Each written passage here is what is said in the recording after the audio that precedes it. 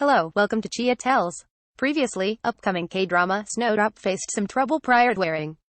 The public accused the plotline of being a romanticization of North Korean spies as well as of the political landscape back in the 1980s. Previously, many students were massacred during politic rife in the times of the Gwangju Democratic Movement.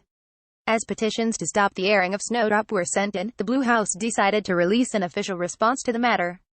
The Blue House addressed the petitions that moved to stop the airing of dramas that distort history, naming Snowdrop and Jisoo Jung Hae In particular. On March 26, after taking into consideration the severity of historical distortion in Jisoo Jung Hae, it was decided for the show to be taken off air.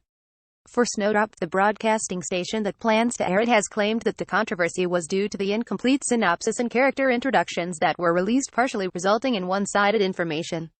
It is not a drama that disparages the democratic movement or romanticizes spies.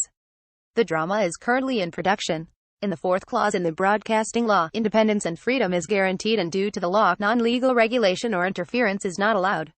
In particular, as creative works are free to pursue their own individualistic expression, it is something that needs to be approached with caution.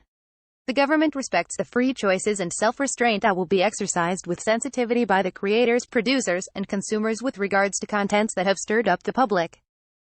Blue House also stresses that in the case where the drama falls into severity for distortion of history after airing, it will be dealt with accordingly. Not only will the Regulation Committee for Broadcasts be closely monitoring Snowdrop, but the producers will also have to take full responsibility should it come to that point. It looks like Snowdrop will be proceeding to air without incident for now. We're excited to see Blackpink's Jisoo and actor Jung Hae In the lead roles. What are your thoughts about this? Leave it in the comment section.